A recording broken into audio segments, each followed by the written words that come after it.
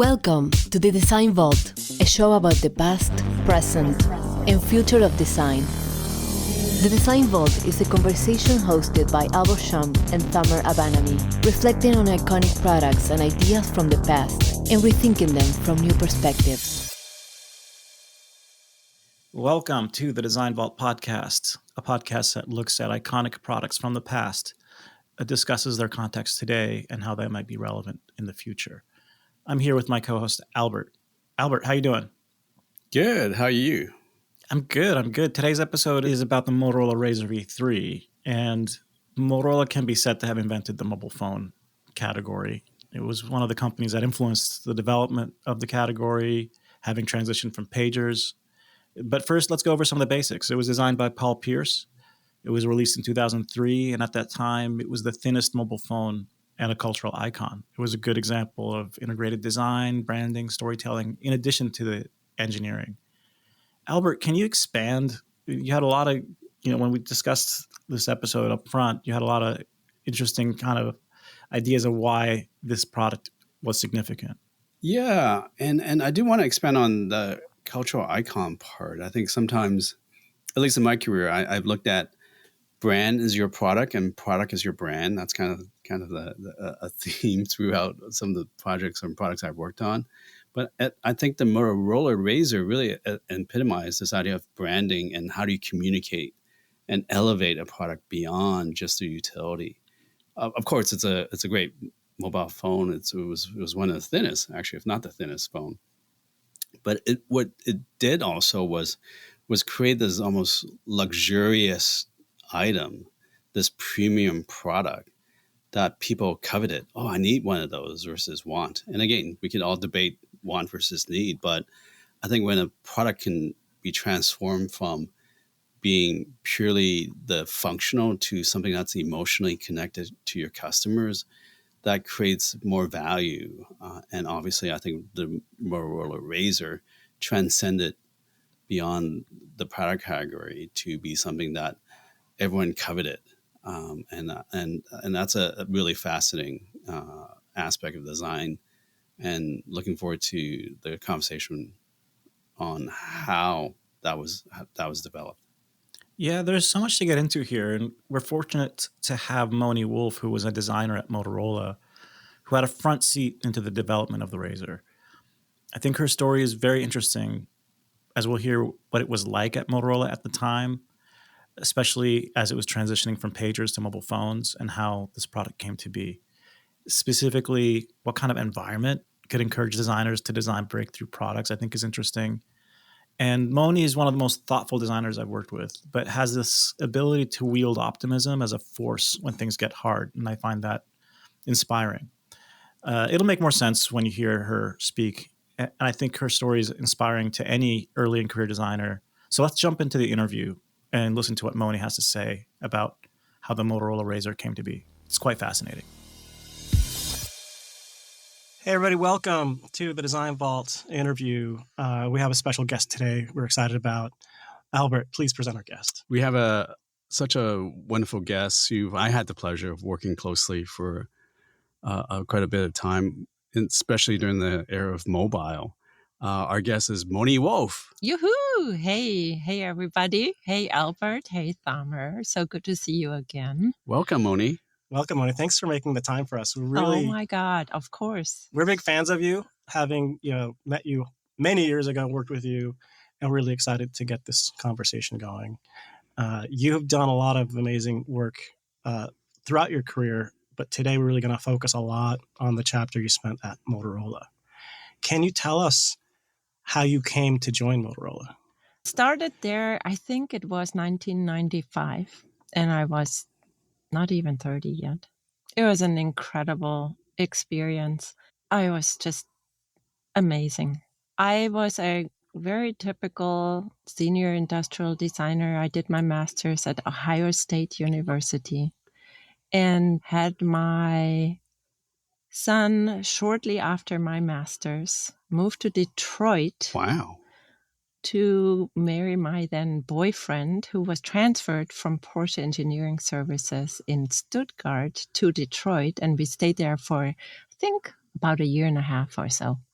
So here I was, married with child, and started a design career in the United States. Wow, like whole new country, whole new country. Like, my English was bad. I hated to talk to people on the phone because my English was so bad. You're not from the United States, Moni? No. Wait a second. I thought that was an Ohio I accent. thought that was a Midwest Ohio accent. Actually, it's funny. When I go to Germany, I'm the American. So my back then husband wanted to be a pilot. And where does a German go to learn to get flying lessons? That's where Lufthansa goes, right? So we moved to Florida. And I said, if I can find a job that's really cool and I really like, I'm open to go to Florida. So I landed a job as industrial designer in Florida. It was the paging division. With Motorola? With Motorola. Oh, that's amazing. So this is your that's first... how it started. It was my first real job in the United States. And I was so excited. And the paging division was very, very successful. All the two-way pagers, you still actually see doctors in hospitals wear them on their belt, right? But there were black pagers, there were numeric pagers, top display pagers, and then the more advanced ones had multiple lines on them. And then the pagers with whole keyboards were the last from that generation. And I think, if I remember correctly, Motorola had like 80% market share. They were hugely successful. And at that time, in 1995, in the 90s, pagers were the mobile device. Pagers were the mobile device. And I was allowed to, we were a team, I believe, of 3 designers. 4. We were 3 designers and 1 boss. And I came in and I was kind of the youngest. So I was like, how come pagers are not in color? How come the displays look so small? And how come I can't use metallic? And would it be possible to do transparent materials? So I was given free range, and we started a design language, meaning which buttons to push first and backlight buttons and things like that.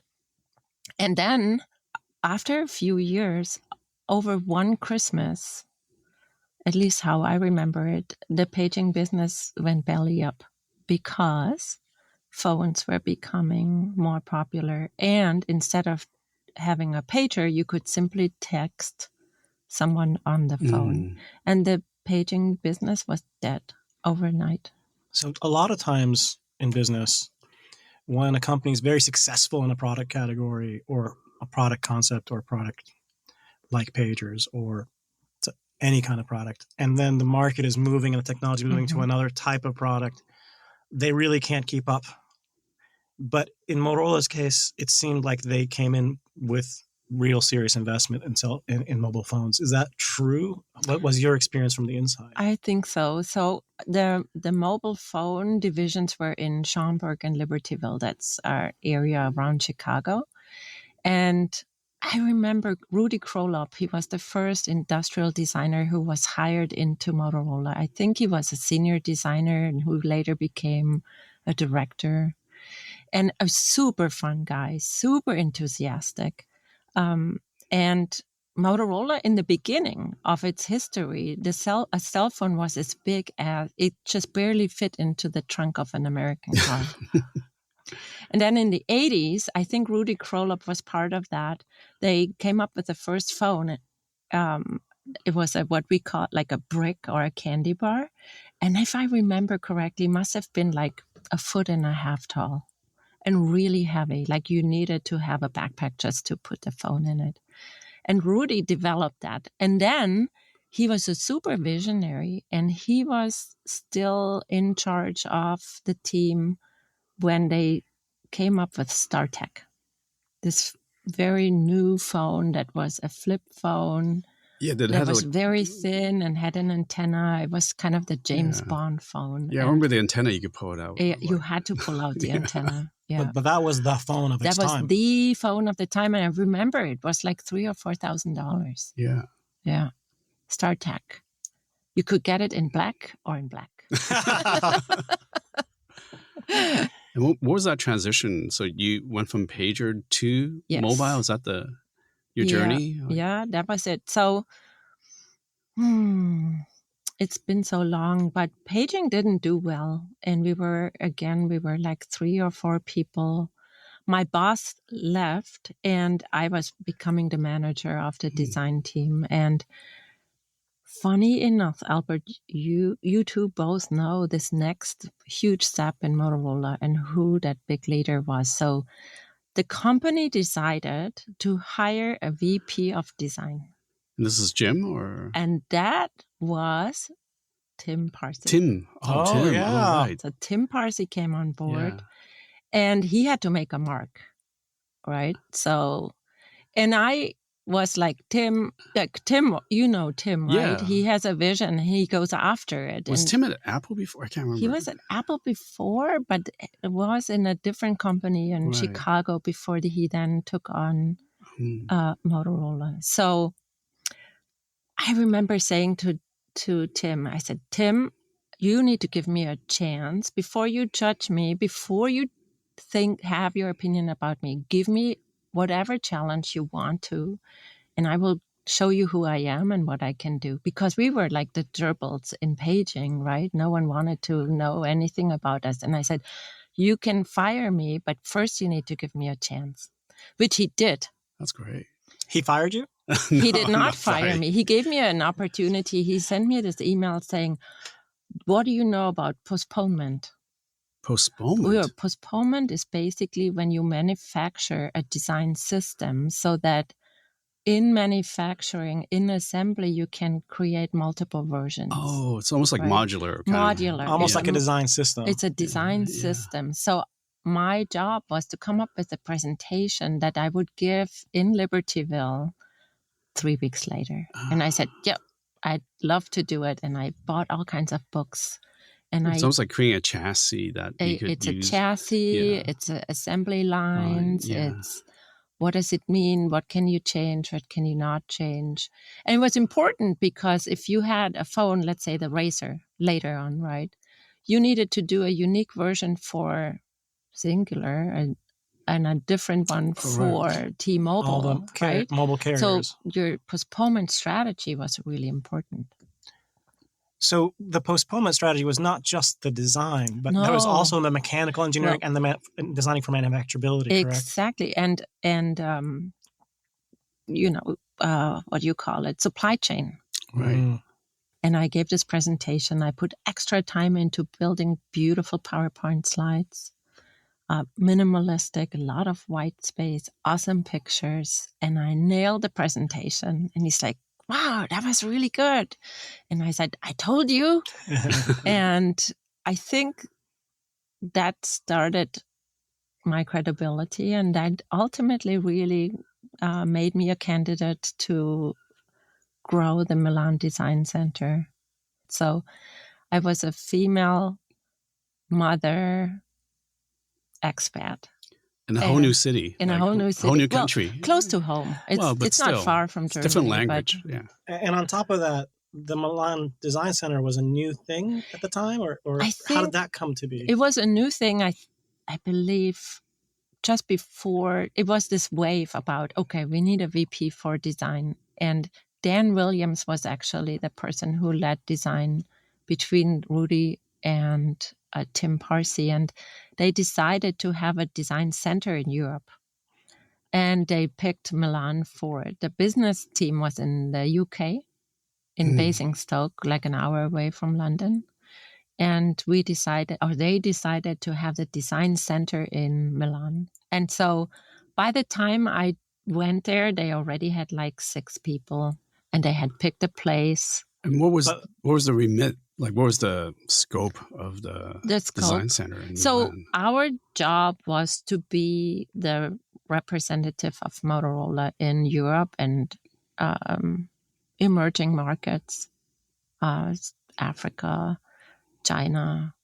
and also be the partners for our European business.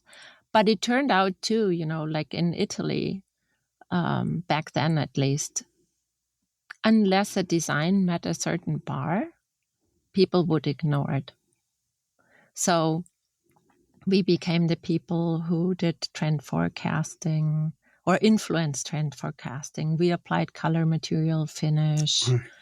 And so we were enriching discussions back in Chicago, definitely. And Milan is the furniture, the design, furniture fair, the fashion shows. And it wasn't me who picked the location, but they did an amazing job. They picked an industrial building, and we had one entire floor that they redesigned with a beautiful design. And the address sounds so good, Via Tortona 29.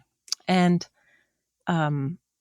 we were right in the middle of the fashion shows and the design fairs. It was just a dream too good to be true. And you brought that influence into Motorola design. Right. And we ended up with, I think we were like 22, 25 designers and model builders and research team and UI. Wow. It was amazing. That team was just, we lived a dream. The thing that is impressive about what you just said is back to mom, kid, expat. Yeah. But also, this was a start. This wasn't an established machine that was locking and loading. Right. It was in startup mode, this design center, and you got to be a part of that. How did that energy and what was that environment like for you? How did it influence you? It was exciting because it was such an amazing opportunity. But I remember we had my weekly call with my team in Chicago was Fridays at midnight. Wow. I would travel all the time. My son really suffered because mom wasn't around. I remember one time renting a car from Cannes because there was a mobile show back to Milan. I canceled the flight and rented a car because it would get me back home. It would get me back home 30 minutes earlier. Wow. And I could talk to my son during the commute. So it was really hard. And I think one of my key intuitions was we had an amazing team. So it wasn't really relying on my creativity. I was able to have a team I could enable, right? My job was to enable and to pave the road and give them anything they needed to be as creative and productive as they could. And they did. They were amazing. And I think that was why the team was successful. Well, and also, the thing I always appreciated working with you, Moni, was this openness to learn and try new things. And Dahmer always kind of gives me grief. I tend to throw ambiguity at people, like, hey, go try this. But you, embrace all these new opportunities, we're going to move to Milan and help build a design center. But also your career, when you transition to Microsoft, we're just rethinking about what UX is. We went through this whole era between almost like industrial design to UX design. It was really that transition. And you were part of that too. It wasn't just staying hey, I'm an industrial designer. You were open to new possibilities. Yeah, I think when I think about you, Moni, I think about you never shied away from a challenge. You were fine with ambiguity. Some designers are not. And Albert was the king of his style. Thank you. Yeah. And I love it personally because I love ambiguity as well. But also, you create an energy of even though it's a hard problem, we don't know where we're going. You bring this positive energy that helps carry us through. Were you always like that, or is this something you've cultivated? That means thank you so much. Thanks. Was I always like that? I always say I'm a diseased optimist. I get sick of my own attitude when I'm pessimistic. If something bad happens, I get tired of myself and I snap into being positive, which is very annoying to some people. It's could you just stop and just acknowledge that this is really shitty. Like ask my son, right? It's like, yeah, I know it could have been worse, but geez, stop it with your stupid optimism. Like actually, AJ from my team, just a few weeks ago, we went through some trouble at work, really complicated. And we really wrestled with the problem. And then he said to me, Moni, could you just go back to being a stupid optimist? And I said, I can do that. So I did. It's kind of my way of coping, I guess. And I feel like, I'm not very tall or I don't feel very special. So I think my philosophy is to inspire and engage people with energy. I never thought about it that closely, but I think that's probably why I project my personality that way. I cannot arm wrestle someone. I will lose that, but I can inspire someone. And it worked like, for example, with this pager, I remember the engineer, Sasha was his name. He said, I get it. I can help you make this work. And suddenly all the challenges weren't just my challenges, but the engineering team said, well, we can't do it this way, but let's explore if we can do it that way, right? And it just worked. And we were just like one happy party who said, dang, we made it. We did something that no one has done before. And that to me was the biggest reward. What I appreciate about what you just said, Moni, is there's something called the Stockdale paradox. And the best designers and business people and engineers I've worked with all had that trait. And what it is, it's a paradox of having a brutal understanding of the problem, no matter how hard or impossible it is, even if things are going bad. Joined with this real brutal sense of optimism that is not blind, but informed by your doubts, Right. informed by that other side. And if you can do those things together, that allows you to kind of break through the difficulty more often, right? And there's one more thing that's super important to me, and I believe it might be important to others too. Whenever I was successful in design, it was because someone who had the power to make decisions was trusting me and supporting me. And that helped me being able to focus on being creative and not being scared of being backstabbed. Right. And that was the same with you, Albert, right? When I worked in your team, when we have to talk about how I met Albert the first time. He said, I was sitting next to you actually, and I knew he trusted me. I knew he wanted to make me to be successful, and that's all I needed. And I remember saying, Albert, I don't know how to do this. And you were like, well, let's sit down. What are we going to do about it? And you helped me come up with the solution. And then I could just go back and keep running with it. And that made a huge difference, right? Huge. Yeah, and I think back to Tim and leaders like yourself, I think providing that sponsorship, I think sometimes we talk about empowerment as being like, oh, hey, here it is, go figure it out. I think it's also important to have that sponsorship, Right. having someone's back, I think. Yeah, have your back. And if it fails, I'm not going to throw you under the bus. Right. And you can say it and you can demonstrate it. If you demonstrate it, then you empower everybody to do their best and have fun, right? If you don't have fun exploring, you're not going to come up with amazing ideas. Especially in the studio, in that open, at least that's what we try to create, that energy in an open studio. And if you ask me, what I miss the most is that being in that space of creative collaboration and trying ideas, being open about new possibilities. I think that's what makes, to me, design fun. Right. And also understanding that not all ideas can come from one person. Totally. Right. Yeah. One person will never be as good as a team of people who can inspire each other. Amazing. So in our podcast, we always highlight one product, even if we're talking about multiple things. And you brought a Pelican case full of industrial design, models, and also pre-production prototypes and actually real products of things you worked on. And one of the icons, if not the icon of Motorola's cell phone work or mobile phone work, mobile division, is the Motorola Razr V. Technically, the full name was the Razr V3. Mm-hmm. And you're very humble, and I know you weren't the person behind it, but you had some involvement.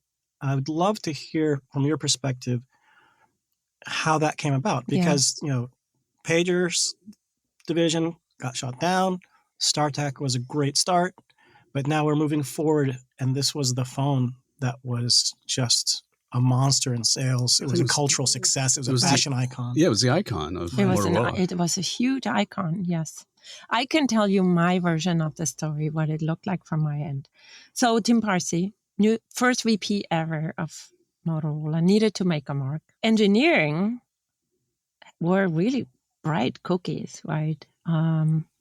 Somehow Tim teamed up with the right engineering team who had this thing in their drawer that was the smallest phone ever. And Tim hired some really good designers, and one of which was Paul Pierce. Paul Pierce, yeah. Paul Pierce was someone who would sit in his office and could not design it.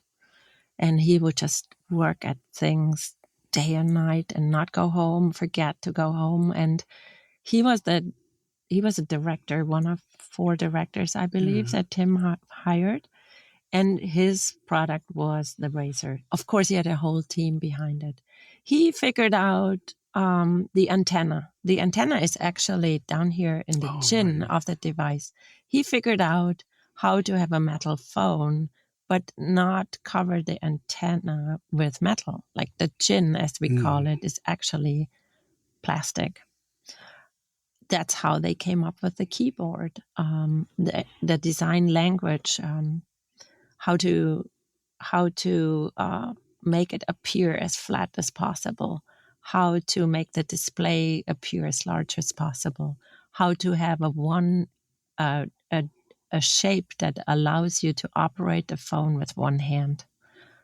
All those things Paul and his team figured out. And then they made a very smart move. They hired Kitty Sudman, a color material finish person. She moved to Chicago from Hong Kong, and she had a thorough education in color material finish. She started to come up with color palettes, right, and based on materials. Right, and I remember like the anodizing and the paints, the different metallic contents, the plastics the spin themselves, finish, the spin finish. That was all Kitty, and it was just amazing. Like, I always try to bring Kitty to my presentations to customers because she could talk about color a business person would get inspired by. It was incredible. So that was the perfect storm, right? The innovation, the need for the team to really succeed, the engineers having a design partner who would embrace their ideas, and boom, that was it. Now, did you know how that you would think that there's one Razr design? Like, do you remember? I actually had to look it up. GSM phones, CDMA phones, TDMA phones. The different network technologies. And the various carriers. Right. So there was one Razr design, but the design team had to redesign very often. But the market always recognized just the one Razr design. And this meant that the mechanical stack around where the antenna was it the same or was it different? Or it's complicated, right? GSM phones, and I had to look this up because I had to forgotten, were the phones with SIM cards. Oh, right. And SIM cards, you had to be able to open the back of the phone and replace or insert. And they were big. SIM cards. They were big, and there were even phones with 2 SIM cards. Yeah, and when you have to remove something out of a thing, it makes it more complicated. All the Razr phones have the antenna at the same location, but to to keep the phone's design and integrity of the iconic shape, there was a lot of design work. And I remember a lot of people working many, many hours to proudly work on the Razr phone. And this was, in my opinion, the generation where it was about the phone becoming an expression of a lifestyle and a personality. It was an object of desire. Yeah, I mean the branding, the marketing, like hello Moto, like all that. It's not luck that the Razr just happened. It was the engineers had the smallest phone in the drawer. I think, but that was a mechanical stack. Right. It was not a designed. That's how I would interpret it. Yeah. Hey there, thank you for listening. We hope you're enjoying the interview with Moni Wolf. Tune in to part 2 where the conversation continues. Don't miss out. Thank you for listening. The Design Vault is brought to you by hosts Albert Shum and Thamer Abanami and is produced and edited by Romina Hakim, Tonio Telles, and Poonam Patel, with music by Red Lips Media, brand design by Rafael Poloni. Join the conversation on social media at the Design Vault Podcast on Instagram. The views and opinions expressed in this program are those of the speakers and do not necessarily reflect the views or positions of any organizations they represent.